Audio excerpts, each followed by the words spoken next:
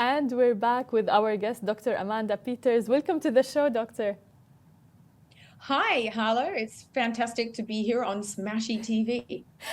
Thank you so much. The pleasure is ours. Today, we would like to talk about work from home, how everything was different, and the challenges as well. That it comes with a lot of challenges, especially for managers and how to manage a team, and especially if you have a big team as well. So can you tell us more about it? About managing people in sort of remote and Yes. hybrid environments. Yes. Of course. So I'm a professor of leadership at Holt International Business School. So leadership and managing people is kind of what I study all the time. I think there's two important points to make about this topic. The first is that these different ways of working that we're witnessing now are here to stay. I know there's a lot of debate right now about should we go to the office or shouldn't we, but as a behavioral scientist, and that's my primary academic discipline, the message I want to spread is that things have changed. When people en masse experience a large change, they don't simply just go back to exactly what they were doing before. And so while in the 1950s, we might have had this one mode of operation, which is people lived in the suburbs, they drove to their office, they saw people face to face, they drove home. In the 2050s, we're only going to see even more forms of interaction with customers and teams and managers than what we see today. And so this is the way of the future. It doesn't mean that every person is going to get to work from home, but it does mean that out there in the world of work, we'll have a whole variety of different ways of interacting.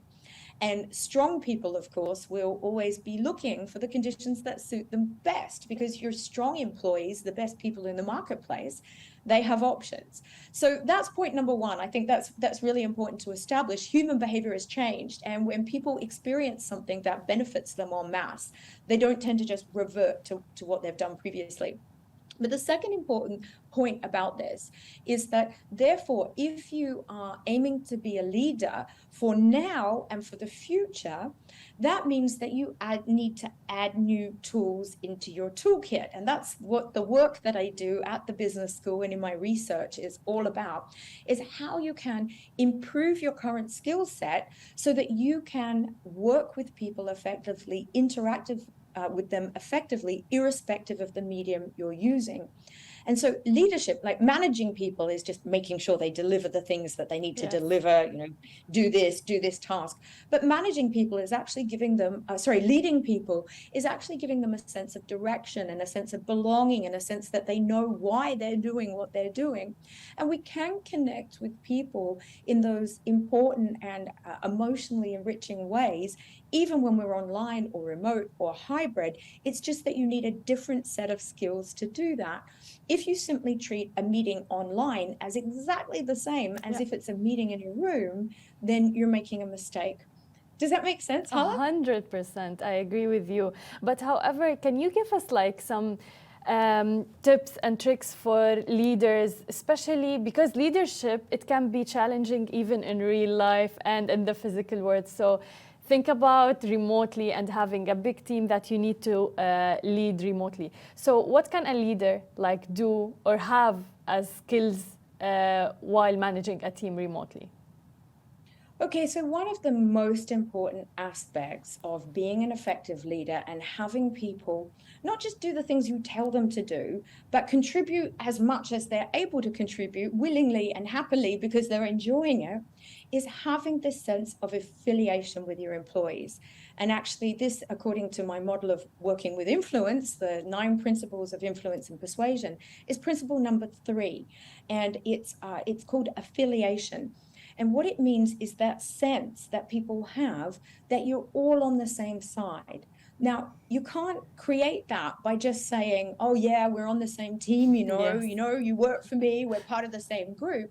You have to literally engage in activities that make people feel you are on their side. And so when you're interacting with people over Zoom, it's a different mode of interaction. You don't have, firstly, there's a higher level of stress often for people when they can see their own faces, the simulated distance between us and other people when we're online is actually close, and at a subconscious level, it leads us to be that little bit stressed, because That's so particularly true. if we're interacting, if we're interacting with people we don't know that well, they're a bit too close, sort of, for our subconscious brain's And they can comfort, see our right? home and Yeah, exactly. All of these things can add stress. And what research tells us is the most effective way to interact with people online. It can be done, and it helps people to reduce their stress around the time when they're not on Zoom, but then you need to make the Zoom very effective. So you have people prepared in advance, and one of the particular studies I'm thinking of suggests communicating in short, effective bursts. So you don't come online and start a meeting like you do in face-to-face, where you can take your time and everyone's chatting and blah, blah, blah. What you do is you come online and you're ready to go. And you spend 10, 15 minutes interacting, maybe 5 minutes socializing, and then that's it, you're off. And you plan the meeting again for another time. Does that make sense? 100%. You mentioned something very important as well, which is like, let's talk about connecting with the team and socializing. How important it is for the leader to check up on the team. I'm talking not on tasks, on the team. How are they doing? Because they could be demotivated working from home. They're not seeing people as much as well. So how important is that? Okay, so what's really important here is, let me be very try to be scientifically precise about it. It's great if everybody's your friend, but you don't all have to be best friends. Yes. And you don't have to be up to date with the intimate details of their life, right? But what does matter is that at an unconscious, underlying level, people feel that you have their back. So it's this sense, and as I say, I use the term affiliation, the sense that the people around you, your manager, your leader, they have, they're trying to help you. And so what your goal is to create that in people. If your reaction when you see a group of people online is, oh, and this, as I say, again, this is at a subconscious level. So this is, oh, these are like, how do I express it? Members of my tribe, right? It's a very, very deep-seated thing from hundreds of thousands of years ago. Then I can have a positive experience interacting with those people. The issue when we're online is that because we're all very close, and because all of our faces are so close together, at a subconscious level, that can be interpreted as aggressive. Yeah. And so you've got to think very clearly about reducing the aggressive symbols and actively introducing positive ones, because some of that positive emotion that would be there in a face-to-face meeting is absent. It's taken out by the online and replaced with something that's a little bit more aggressive and hostile. So as a leader, your goal is to inject a little bit more positivity, and at the same time try to keep the focus a little bit stronger, so that people are not spending long hours online in what is a potentially hostile environment. Yes. Does that make sense? Yes, of course, of course. And talking more about your book, you have a book that is about influencing people, which is online or even in person. How can you influence someone through online, and especially in a work environment? Because now everything is online. Even on social media, we have a lot of people who are trying to influence. But as a leader, how can I influence my team online, especially? Okay, so the book, and I have a copy right here. Let me just, whoop, there we go. Yeah. Nope, I don't know how to bring it in. Yes, there, I brought it in, great. Okay, so the book, it is called Working with Influence, 9 Principles of Persuasion to Accelerate Your Career. And what this book includes is 9 principles that help describe, from a science point of view, what are the things that affect your behavior and your decisions? What are the things that affect your emotion and outcomes in the workplace? And so the idea here is that you can, by understanding what's already happening in people's brains, what actually affects their decisions and their outcomes and their actions, you can simply just tap into that. Now, people's brains are the same, whether they're live and face-to-face environments or whether they're online. And so these principles are still affecting the way that they're thinking.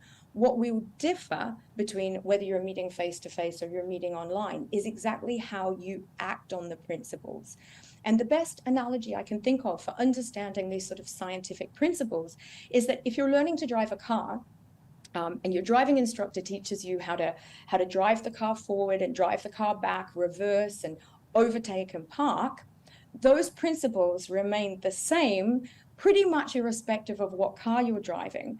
But you need to take this understanding of how a car works and apply it to your specific situation, your car, your neighborhood, your roads. And that's where the work is to be done. So the idea and the offer behind the book is that by understanding these are the 9 principles of persuasion that have the most relevance in a professional environment and a workplace. If you understand these principles and how people's brains work, then you can figure out how to apply them, whether you're meeting with someone face-to-face or you're meeting with them online. That's nice. And in general, in your experience, what's the biggest challenge for leaders? Like, is there a common challenge for leaders? I think the biggest challenge when it comes to influencing people is that we're not very good at understanding what influences us and what influences other people. So we think of ourselves as these very rational, logical people who are very factual, and that affects how we attempt to influence other people. So let's say that you have a meeting coming up, or you're going to meet with a client or a potential new employee, and you think, okay, this is how I want to influence them. What we know from research is that the things that you will start doing are really not as effective as you think they are, because you think you're logical and rational, and so you come up with all of these really great logical, rational, factual explanations.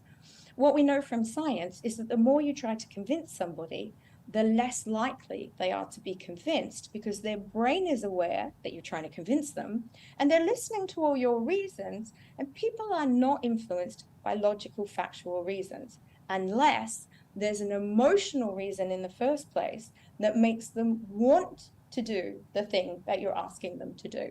Love it. So sorry, go ahead. No, I agree. I love it. Yeah, exactly. The emotional element has to be there. Our brains are far more affected by emotion than we believe. We think we're very logical, rational humans, but actually most of our decisions are made on the basis of an underlying emotional effect. And the emotion that we're experiencing actually even determines what facts and what data we pay attention to. So the emotion comes first. Most of our thought is both rational and emotional, but the emotion comes first.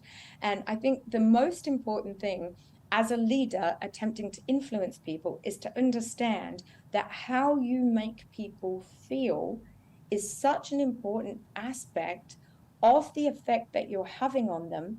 And what we know from neuroscience is that how somebody makes you feel is a set of information that your brain treats as if it is logical, factual information. That's the golden nugget of this interview for me, for sure. That's great. Dr. Amanda, thank you so much, and thank you for all the information. You're very welcome. Let me just simply show people my book and say it's I can't get it on the screen. It's very tricky. Get it. There we go. Yeah. It's on Amazon. It was in Kinokuniya, but they're out of stock. So go in there and ask them for it, and then maybe that will trigger them to order some more. But it's called 9 Principles of Influence of Persuasion to Accelerate Your Career. The book's called Working with Influence. I'm Dr. Amanda Nyman-Peters. If you have questions about it, you can hit me up on LinkedIn. Perfect. Thank you so much, Dr. Amanda, and keep influencing. You're welcome. Lovely to meet you, Hala. Thank you so much.